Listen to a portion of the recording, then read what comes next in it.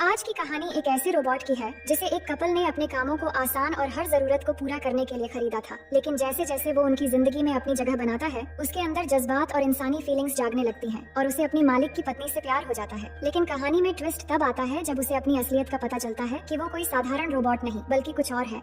और कहानी की शुरुआत में हम जेम्स और सोफी नाम के एक कपल को देखते हैं जो अपने अपार्टमेंट में सामान शिफ्ट कर रहे हैं। जेम्स की आर्थिक स्थिति कुछ खास अच्छी नहीं है, इसलिए वो दोनों अपार्टमेंट में रहते हैं और घर के सारे काम साथ मिलकर करते हैं। जेम्स अपने पिता का इकलौता बेटा है और उसके डैड इस शहर के बड़े बिजनेसमैन हैं, पर किसी वजह से वो अपने डैड के साथ न रहकर सोफी के साथ रहता है और दोनों अपनी इस नॉर्मल सी जिंदगी में बहुत खुश हैं और वो एक दूसरे से बहुत प्यार करते हैं। लेकिन एक दिन जेम्स को खबर मिलती है कि उसके डैड की मौत हो गई है, पर मरने से पहले उन्होंने अपनी सारी संपत्ति अपने बेटे यानी जेम्स के नाम कर दी है और अब से जेम्स को अपने डैड का सारा बिजनेस संभालना होगा। इसलिए दोनों अपार्टमेंट छोड़कर नए घर में यानी जेम्स के डैड के घर में शिफ्ट हो जाते हैं। पर अचानक इतने बड़े घर और नई जिंदगी में आकर सोफी को कुछ भी अच्छा नहीं लगता, क्योंकि उसे नॉर्मल लाइफ जीने की आदत हो चुकी थी और घर के सारे काम खुद करना उसे पसंद था। इसलिए पहले ही दिन वो घर में काम करने वाले सभी नौकरों को जाने के लिए कह देती है। फिर जब रात में जेम्स घर लौटता है और ये बात जब उसे पता चलती है तो वो सोफी को समझाता है कि उसे ऐसा नहीं करना चाहिए था। वो कहता है कि ये काफी बड़ा घर है और इसके सभी काम अकेले संभालना मुश्किल होगा, इसलिए हमें नौकरों की जरूरत है। लेकिन सोफी बात नहीं मानती और कहती है कि पहले भी हम दोनों मिलकर घर के सारे काम खुद करते थे और अब भी कर सकते हैं। इसके बाद दोनों कुछ देर इस बारे में बात करते हैं और फिर एक दूसरे के करीब आ जाते हैं। इसके बाद हम देखते हैं कि उनकी जिंदगी कुछ इस तरह से चलने लगती है कि जेम्स अपने डैड के बिजनेस में बहुत ज्यादा बिजी हो जाता है और इस वजह से सोफी को भी टाइम नहीं दे पाता और घर में सोफी भी ज्यादातर समय अकेले ही बिताती है और घर के सभी काम अकेले संभाल नहीं पाती। अब इस परेशानी के बारे में जेम्स अपने एक दोस्त से बात करता है तो उसका दोस्त कहता है कि उसके पास इसका एक सॉल्यूशन है। दरअसल मेरे डैड एक रोबोटिक्स कंपनी में काम करते थे जिसका मालिक जूलियन कुछ ऐसे रोबोट बनाता है जो दिखने में बिल्कुल इंसानों जैसे लगते हैं और वो रोबोट सब कुछ कर सकते हैं। मुझे लगता है तुम्हें वहाँ जाकर एक रोबोट खरीद लेना चाहिए, इससे तुम्हारी प्रॉब्लम दूर हो सकती है। अगले दिन जेम्स सोफी को लेकर उस कंपनी में जाता है जहाँ सोफी इन रोबोट्स को देखकर हैरान रह जाती है क्योंकि वो बिल्कुल इंसानों की तरह दिखते हैं। इसके बाद वो दोनों अकेले में बात करने लगते हैं कि कहीं भविष्य में ये रोबोट उनके लिए खतरा तो नहीं बनेंगे। लेकिन फिर कंपनी का मालिक उन्हें भरोसा दिलाता है कि इन रोबोट्स से तुम्हें प्रेजेंट या फ्यूचर में कोई भी खतरा नहीं होगा, ये मेरी गारंटी है। ये एआई रोबोट हैं जिनके इनोवेशन में मेरे डैड ने अपनी पूरी जिंदगी लगा दी और मैंने भी इन्हें पूरा करने में अपनी आधी जिंदगी बिताई है। इन्हें जैसा काम बताया जाएगा ये वैसा ही करेंगे। फिर जेम्स को विश्वास दिलाने के लिए जूलियन हेनरी नाम के एक रोबोट को जेम्स का जूता चाटने के लिए कमांड देता है और हेनरी बिल्कुल वैसा ही करता है। ये देखकर जेम्स और सोफी को पूरा भरोसा हो जाता है, जिसके बाद वो हेनरी को अपने घर ले आते हैं। अब घर में आने के बाद हेनरी घर के सभी काम बहुत अच्छे से करने लगता है, जिससे सोफी और जेम्स को काफी मदद मिलती है। वो अकेले ही सारे काम आसानी से कर लेता है, जितना पहले कई नौकर भी मिलकर नहीं कर पाते थे। और जेम्स जब भी उससे बात करता है तो वो उसे उसी तरह से जवाब देता है जैसे कोई इंसान देता है। इसलिए जेम्स अपना फ्री टाइम उसी के साथ बिताने लगता है और उससे कई बातें करता है, क्योंकि हेनरी उसे अच्छी तरह समझता है और जेम्स को भी वो पसंद आने लगता है। हालांकि सोफी को शुरुआत में उससे थोड़ी अनकंफर्टेबल होती है। उसे लगता है कि एक रोबोट जो इंसानों की तरह दिखता है और घर के सभी काम भी अकेले कर लेता है, इसलिए वो उसे एक्सेप्ट नहीं कर पा रही थी। लेकिन धीरे धीरे वो उसके काम करने और उसके जेंटल तरीके से बात करना देखकर उससे काफी प्रभावित होने लगती है। इसलिए जब भी जेम्स ऑफिस चला जाता है तो सोफी अपना बाकी का समय हेनरी के साथ बिताने लगती है और हेनरी भी उसकी जरूरतों का बहुत अच्छे से ख्याल रखता है, क्योंकि उसकी प्रोग्रामिंग ही ऐसी है कि उसके हर काम से उसके मालिक खुश रहें। अब जेम्स और सोफी की जिंदगी जो पहले कुछ अच्छी नहीं चल रही थी वो हेनरी के आने से ठीक हो जाती है और इसी तरह उनके दिन अच्छे से गुजरने लगते हैं। फिर एक दिन सुबह हेनरी सोफी और जेम्स के लिए ब्रेकफास्ट लेकर आता है तो सोफी हेनरी से प्यार और इंसानी फीलिंग्स के बारे में पूछती है, जिस पर वो इन सब के बारे में बहुत अच्छे से समझाता है। ये सुनकर सोफी उस पर बहुत इम्प्रेस हो जाती है और हेनरी को मन ही मन एक रोबोट के बजाय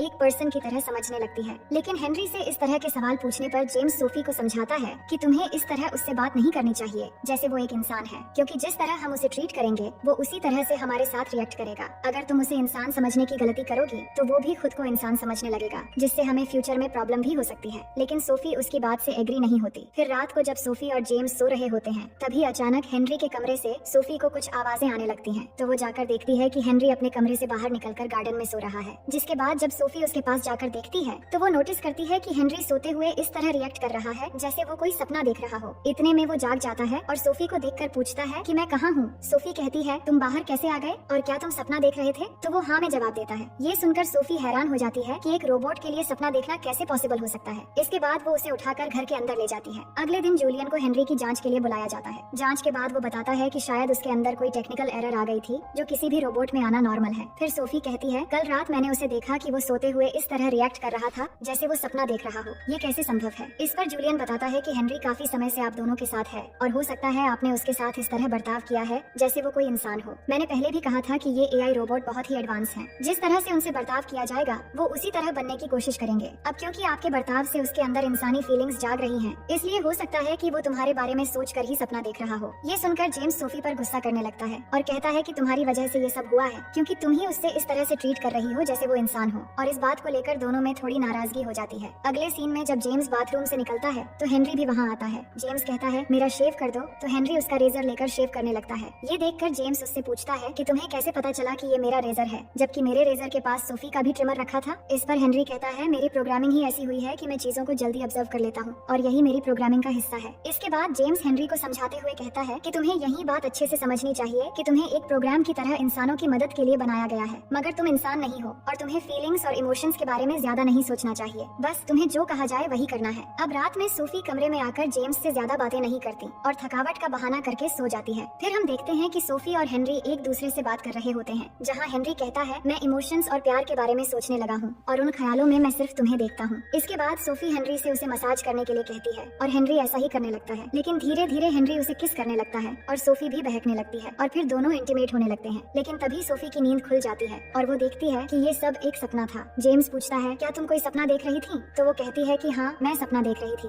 लेकिन वो जेम्स को ये सब ना बताकर कहती है कि मुझे याद नहीं आ रहा कि वो सपना क्या था। फिर कुछ समय बाद जेम्स जब ऑफिस जाने वाला होता है तभी वो हेनरी और सोफी को पूल के पास देखता है कि दोनों हंसते हुए बातें कर रहे हैं। ये देखकर उसे जलन होने लगती है, जिसके बाद वो जूलियन के पास जाता है और कहता है कि हेनरी की वजह से मेरी वाइफ मुझसे दूर होती जा रही है और अब हेनरी में इमोशंस आने लगे हैं। इस पर जूलियन कहता है कि ऐसा हो ही नहीं सकता, क्योंकि हेनरी एक रोबोट है और रोबोट में इमोशंस कैसे आ सकते हैं। उसे जैसा समझाया जाएगा वो वैसा ही करेगा। अगर समझाने वाले की कोई डिजायर भी हो तो वो उसे भी पूरा करने की कोशिश करेगा और इसी तरह उसकी डिजाइन की गई है। इसके बाद जेम्स घर आकर हेनरी पर गुस्सा करता है और कहता है कि आज से तुम इंसानी फीलिंग्स के बारे में नहीं सोचोगे और न ही कोई बुक पढ़ोगे। तुम रोबोट हो और रोबोट की तरह ही रहोगे और सिर्फ वही करोगे जो मैं तुम्हें कहूंगा और सोफी से ज्यादा बातें नहीं करोगे। इसके बाद हेनरी सोफी को बताता है कि जेम्स ने तुमसे ज्यादा बात करने से मना किया है। ये सुनकर सोफी जाकर जेम्स पर गुस्सा करने लगती है और इस बात को लेकर दोनों में झगड़ा हो जाता है, जिससे सोफी घर छोड़कर चली जाती है। नेक्स्ट सीन में हम देखते हैं कि जेम्स और हेनरी एक साथ गेम खेल रहे होते हैं। उस दौरान हेनरी जेम्स को समझाने की कोशिश करता है कि पहले सोफी और तुम एक दूसरे के साथ काफी ज्यादा समय बिताते थे, लेकिन जब बिजनेस की वजह से तुम सोफी को समय नहीं दे पा रहे थे, उसी बीच मुझे इस घर में लाया गया और फिर धीरे धीरे सोफी ने मुझे एक रोबोट न समझकर इंसान की तरह ट्रीट करना शुरू कर दिया और यही चीज तुम दोनों के बीच प्रॉब्लम बन गई। असल में ये बस एक गलत फहमी है और कुछ नहीं, पर जेम्स इस बात को ठीक से समझ नहीं पाता। अगले सीन में जेम्स बाथरूम में होता है तो वो हेनरी से शेव कर देने के लिए कहता है, पर इस दौरान जेम्स खुद को रिलैक्स करने के लिए हेनरी को कुछ ऐसा कमांड देता है जिसे हेनरी भी पूरा कर लेता है। लेकिन अगली सुबह उसे अपनी गलती का एहसास हो जाता है, इसलिए ऑफिस जाने के बाद वो सोफी को कॉल करके वापस घर आने के लिए कहता है। इसके बाद हम देखते हैं सोफी घर आ चुकी होती है और जब हेनरी सोफी की मसाज कर रहा होता है तो वो उसे किस करने लगता है, जिससे सोफी को भी अच्छा लगने लगता है। लेकिन जब हेनरी कहता है कि वो उससे प्यार करने लगा है तो सोफी हैरान हो जाती है और उसे तुरंत वहाँ से जाने के लिए कहती है। इसके बाद जेम्स जब घर आता है तो सोफी उसे बता देती है कि हेनरी ने मुझे किस किया और कहा कि वो मुझे प्यार करता है। ये सुनकर जेम्स गुस्से में हेनरी के पास जाता है और उससे पूछता है कि तुमने ऐसा क्यों किया। हेनरी कहता है कि मैंने सिचुएशन को समझकर ही ऐसा किया। इससे जेम्स और भी गुस्से में आकर उसे थप्पड़ मारता है और फिर उसका सिस्टम ऑफ कर देता है। इसके बाद वो जूलियन को कॉल करके बताता है कि वो अपने रोबोट को यहाँ से ले जाए। लेकिन अगली सुबह हेनरी आकर सोफी को बताता है कि वो यहाँ से नहीं जाना चाहता और माफी मांगते हुए कहता है कि शायद उसने सिचुएशन को समझने में गलती कर दी, पर उसे यहाँ रहना है। और सोफी से कहता है कि वो जेम्स से बात करे और वो उसे ये भी बता देता है कि जब सोफी घर में नहीं थी तो जेम्स ने उससे किस तरह का कमांड दिया था। इसके बाद सोफी ऑफिस जाती है और जेम्स से इस बारे में बात करती है और काफी देर इस बारे में बातचीत के बाद उन्हें अपनी गलती का एहसास होता है कि दोनों ही हेनरी की ओर अट्रैक्ट हो चुके थे और उनका ऐसा करना सही नहीं था। अब वो अपनी गलती सुधारते हुए हेनरी को वापस भेजकर पहले की तरह नॉर्मल लाइफ जीने का फैसला करते हैं। लेकिन जब वो घर आते हैं तो देखते हैं कि हेनरी वहाँ नहीं है। उसे ढूंढते हुए उन्हें वो घर के बाहर खड़ा दिखाई देता है। ये देखकर उन्हें अजीब लगता है कि वो अकेला वहाँ क्यों खड़ा है। फिर वो उसके पास जाकर पूछते हैं कि तुम यहाँ पर क्यों हो और जूलियन कहाँ है। हमने जूलियन को बुलाया था ताकि वो तुम्हें लेकर चला जाए। इसके बाद हेनरी बताता है कि जूलियन उसे लेने आया था, लेकिन अब वो यहाँ से कहीं भाग चुका है क्योंकि मैंने उसकी सच्चाई जान ली है। वो सोफी और जेम्स को बताता है कि जूलियन एक बड़ा झूठा और बेरहम इंसान है। दरअसल जूलियन हमेशा ऐसे रोबोट्स बनाना चाहता था जो इंसानों से बेहतर हो, लेकिन बार बार नाकामयाब होने के बाद उसने शैतानी दिमाग लगाकर इंसानों को पकड़कर एक्सपेरिमेंट शुरू कर दिया और उनके ब्रेन वॉश करके उनकी इंसानी भावनाएं मिटाकर उन्हें ऐसा बना दिया जैसे वो कोई रोबोट हो।